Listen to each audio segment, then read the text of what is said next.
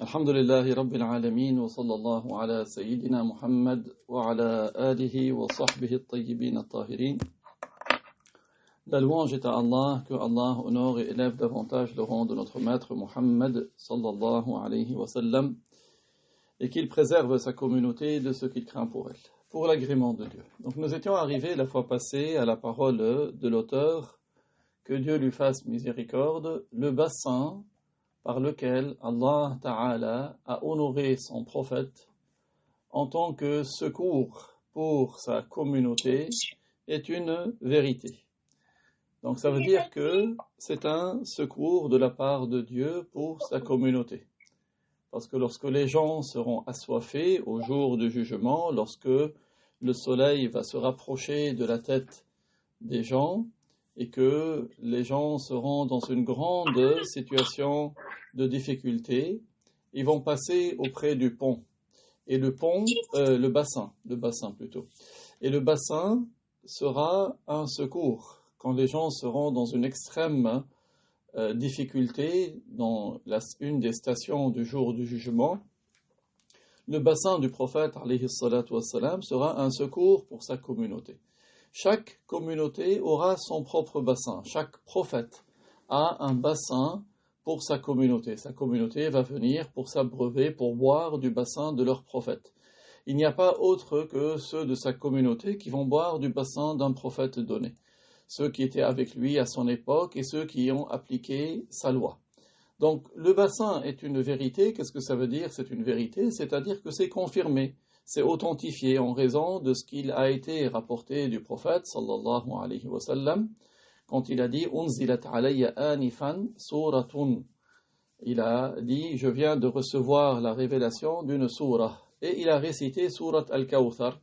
Inna a'taynaka al-Kawthar fasalli li rabbika wanhar inna shani'aka huwa al-abtar.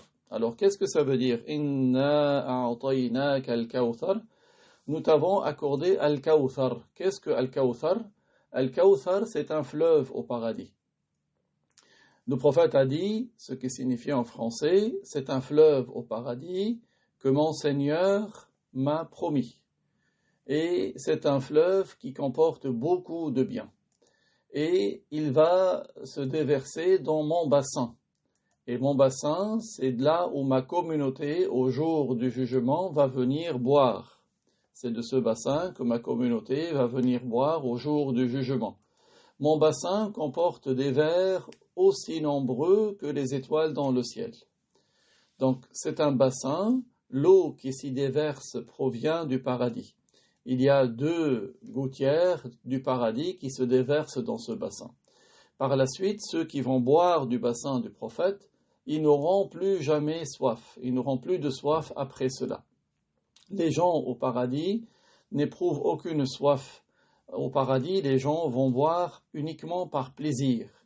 Il est parvenu dans la description du bassin, ce qu'a rapporté Al-Bukhari dans son Sahih, d'après le compagnon Abdullah, fils de notre maître Omar ibn al-Khattab, que Dieu les agrée tous les deux, il a dit, le prophète sallallahu alayhi wa sallam a dit, ce qui signifie en français, mon bassin a une étendue de 1 mois de marche. L'eau qui s'y déverse est plus blanche que le lait, son odeur est plus parfumée que le musc, et ses vers sont aussi nombreux que les étoiles dans le ciel. Celui qui va en boire, il n'aura plus jamais soif. Donc c'est un devoir de croire au bassin. C'est un devoir de croire au bassin duquel boiront les croyants au jour du jugement, c'est-à-dire que Allah tabaraka wa ta'ala a réservé un bassin pour notre prophète Muhammad sallallahu alayhi wa sallam. Il sera un secours pour ceux de sa communauté qui seront assoiffés au jour du jugement. Ainsi, celui qui en aura bu n'aura plus jamais soif après cela. Quant à ceux qui ne seront pas atteints de soif, en l'occurrence les pieux, ils n'en boiront que par plaisir. Donc, secours pour la communauté. Pourquoi c'est un secours pour la communauté? Car les gens seront dans une grande soif lorsque le soleil se rapprochera d'eux et leur tristesse sera grande. La communauté de Muhammad sallallahu alayhi wa sallam va boire du bassin de Muhammad sallallahu alayhi wa sallam. La communauté de Jésus, Al-Masih, Isa alayhi salam, quand il était vivant, et ceux qui l'ont suivi sur l'islam, ceux qui étaient croyants, qui le suivaient, qui n'adoraient que Allah, eux vont boire du bassin de Isa, Al-Masih, de Jésus, même si c'était des gens qui commettaient les grands péchés. Chaque prophète a un bassin pour sa communauté. Ce bassin, il est avant le paradis, il n'est pas à l'intérieur du paradis, mais il s'y déverse de l'eau qui provient du paradis. Et comme on a dit, ceux qui vont boire de ce bassin, par la suite, ils n'auront plus jamais soif, ils ne seront jamais assoiffés, mais ils désireront boire par plaisir après leur entrée au paradis. Chaque personne au paradis va avoir les 4 boissons qu'il y a. Il aura une part d'un fleuve de miel, une part d'un fleuve de lait, une part d'un fleuve de khamr. Le khamr au paradis, ce n'est pas comme le vin dans le bas monde. Le khamr au paradis ne comporte pas de nuisance. Le khamr du paradis n'enivre pas. Le khamr du paradis n'altère pas la raison. Le khamr du paradis ne donne pas des maux de tête. Il n'y a aucune nuisance, contrairement au vin, le khamr du bas monde, qui nuit au corps. Ensuite, l'auteur Abu Ja'far al-Tahawi, que Dieu lui fasse miséricorde, a dit « L'intercession que le prophète alayhi salatu wassalam a gardée en réserve pour sa communauté est une vérité, tout comme cela a été rapporté dans les nouvelles qui nous sont parvenues. » Dans le commentaire, le cheikh a dit « Il est un devoir de croire en l'intercession que le prophète Muhammad sallallahu alayhi wa sallam a réservé pour sa communauté. » Le messager de Allah sallallahu alayhi wa sallam avait en effet dit dans un hadith, ce qui signifie en français « Il m'a été donné à choisir entre une intercession et entre le fait que la moitié de ma communauté entre au paradis sans châtiment. J'ai choisi l'intercession parce qu'elle est plus large et elle englobe plus de monde. » Alors qu'est-ce que l'intercession? En arabe, ash-shafa'ah. La signification de l'intercession, c'est la demande du bien. C'est demander le bien de la part de Allah, tabaraka wa ta'ala, en faveur de la communauté. L'intercession, c'est demander le bien à autrui en faveur d'autrui. Donc celui qui intercède, il demande le bien à quelqu'un, non pas pour lui-même, mais pour quelqu'un d'autre. C'est ça le sens de l'intercession. Autrement dit, ici, c'est que le messager Muhammad, que Dieu l'honore et l'élève davantage en degrés, demandera au jour du jugement à son Seigneur de sauver un grand nombre de membres de sa communauté de l'enfer, après qu'ils y sont entrés pour certains, et sans qu'ils n'y entrent pour d'autres. C'est-à-dire que grâce à l'intercession, le prophète va sauver des gens du châtiment de l'enfer. Soit ils vont être sauvés du châtiment après avoir eu une première part, et donc ils vont éviter la suite, soit avant même d'entrer en enfer, grâce à l'intercession, ils n'y entreront pas.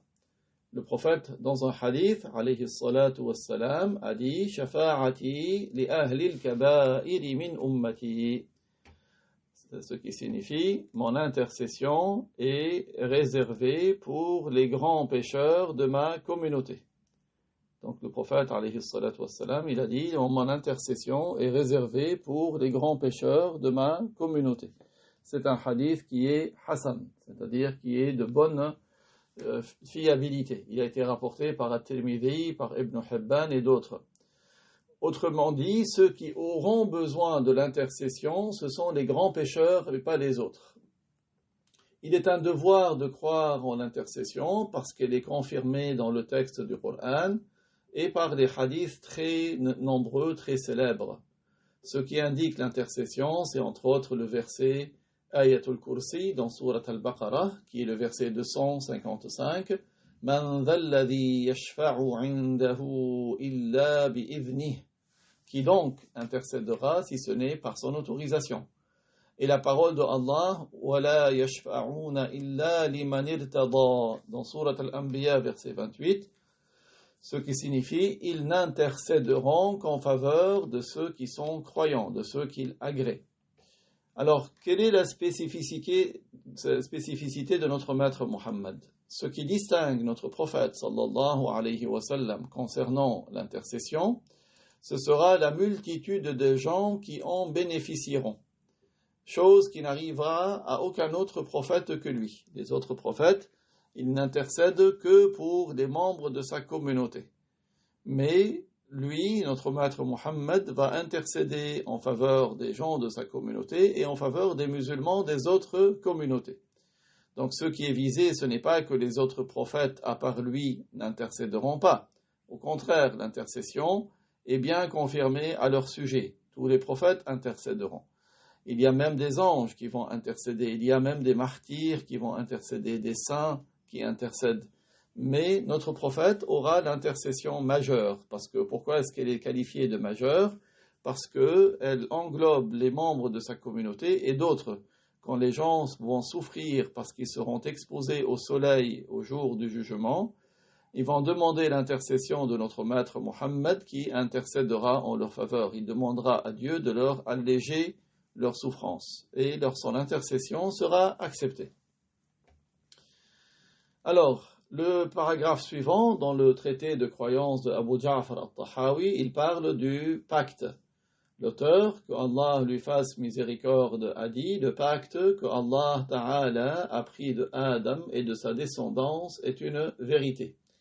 Dans la Torah d'origine, il y a la description de notre maître Muhammad et il y a la description de sa communauté. Il est écrit dans la Torah d'origine que c'est un devoir pour ceux qui ont suivi Moïse de croire en Muhammad et de le suivre lorsqu'il allait apparaître. C'est ainsi que Moïse a enseigné alayhi salam. C'est également cela que Al-Masih, que Jésus alayhi salam a enseigné à son peuple. Tous les prophètes qui étaient avant ont enseigné à leur communauté que celui qui vivait suffisamment longtemps jusqu'à ce que Muhammad soit envoyé, alors il devait croire en Muhammad et le suivre, puisque Allah le leur a ordonné. Donc Allah a pris un pacte, a pris un engagement de tous les prophètes, depuis Adam jusqu'à Isa. Allah tabaraka wa ta'ala a pris cet engagement, cette promesse, que lorsqu'il allait envoyer Muhammad et que ce prophète était encore vivant, qu'il devait croire en lui et le soutenir. Allah a pris cet engagement de tous les prophètes. De Adam, il a pris cet engagement. Puis après Adam, de Shith et de Idris, puis de Nuh, Ibrahim, Ismaïl, Ishaq, Yusuf, son père Yaqub, de Moussa, tous les prophètes qu'il y avait entre Moussa et Isa, Al-Masih, les prophètes entre Moussa et Jésus, Moïse et Jésus sont très nombreux. Allah a pris l'engagement de chacun d'entre eux. Chacun des prophètes, Allah a pris de lui l'engagement, lui et de ceux qui l'ont suivi, que lorsque Muhammad allait être envoyé, s'ils étaient encore vivants, ils devaient croire en lui et le soutenir. Et Allah, tabaraka wa ta'ala, sait de toute éternité que Muhammad est le dernier des prophètes.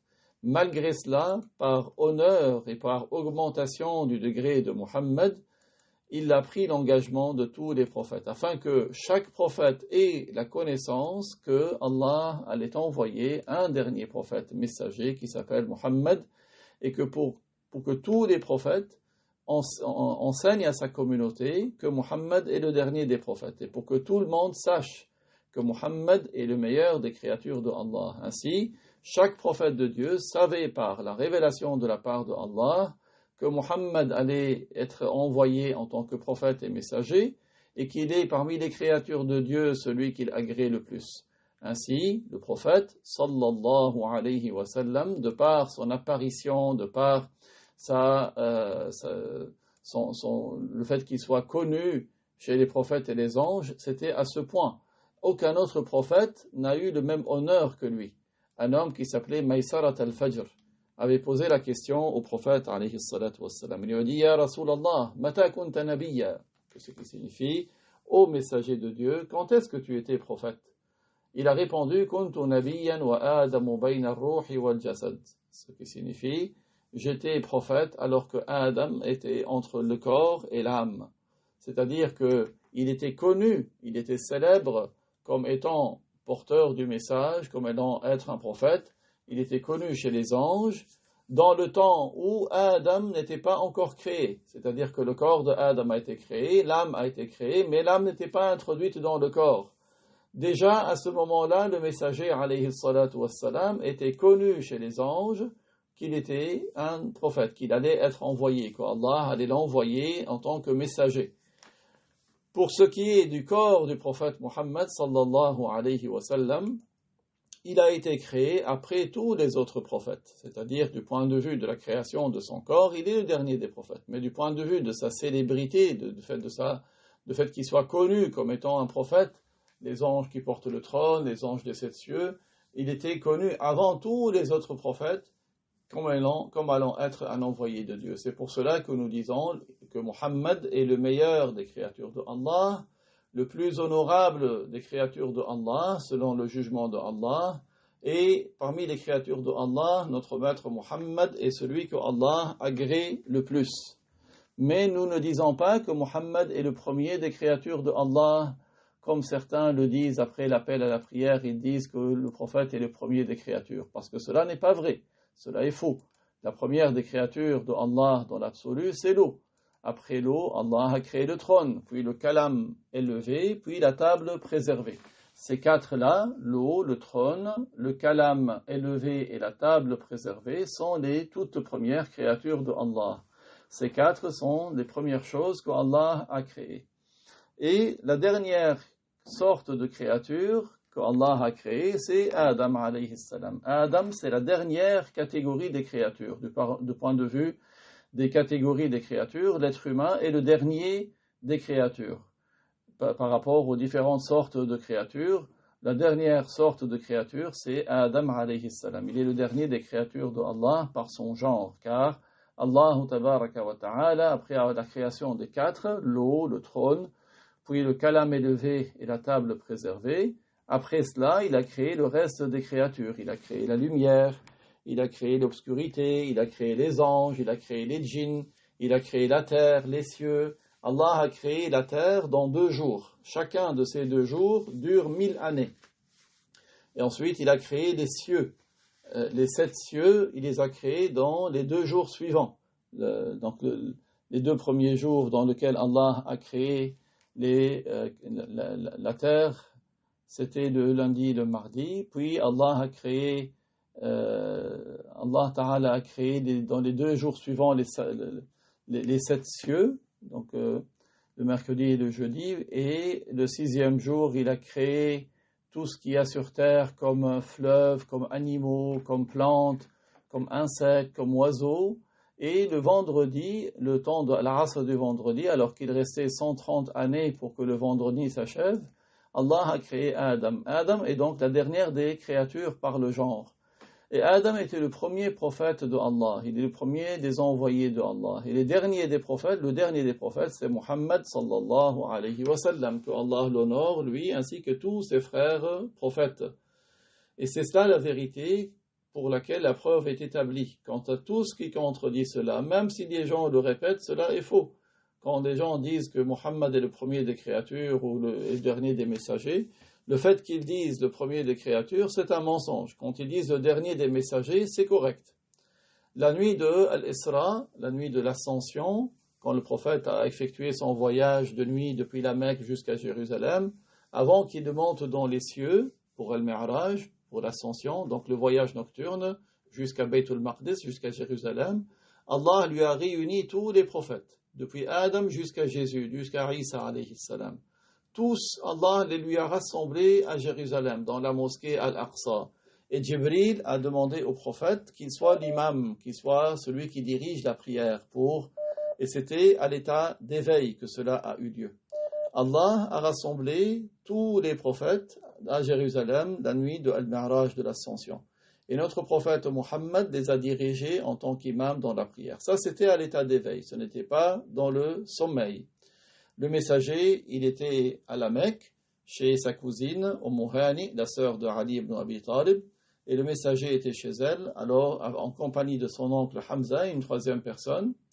Les trois étaient endormis, le messager était au milieu, entre les deux, et Hamza était là et il y avait une troisième personne. Puis Jibril est venu, il a ouvert le toit de la maison sans qu'il ne soit touché par de la poussière ou autre. Par la toute-puissance de Dieu, il a ouvert le toit.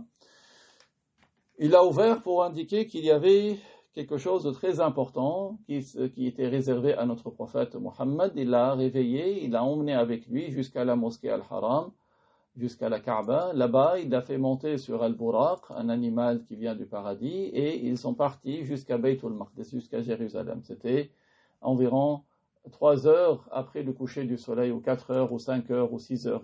C'était pas au début de la nuit, dans le temps où les gens pouvaient encore se déplacer. Personne ne l'a vu, hormis les prophètes. Certains ont vu, il a vu certains humains, et il a vu les prophètes. Il a dirigé les prophètes en tant qu'imam. Puis, avant que le messager ne soit élevé au ciel, certains prophètes l'ont précédé pour l'y accueillir. Il y avait 8 prophètes qui l'ont précédé pour l'accueillir dans les cieux. Adam l'a précédé dans le premier ciel, il a attendu, ensuite Yahya au deuxième, puis Isa,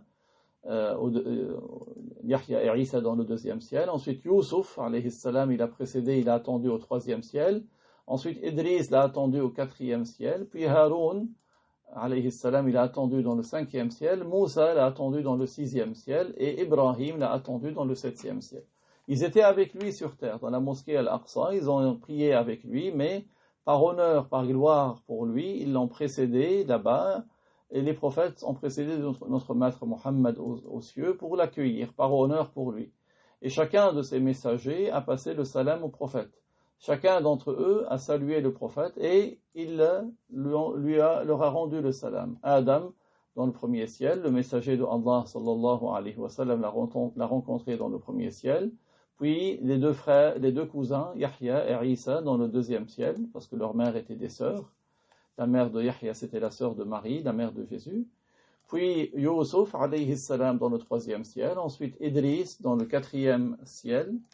Puis il a rencontré, on a dit Haroun dans le cinquième, il a rencontré Moussa dans le sixième et Ibrahim dans le septième ciel. Parce que tous les prophètes ont la même religion qui est l'islam. L'islam, c'est l'adoration de Allah et de ne pas lui attribuer d'associés. C'est ça la religion des prophètes. Allah Ta'ala dit « Inna ad-dina 'inda Allahi al-Islam ». Donc la religion par laquelle que Allah agrée, c'est l'islam.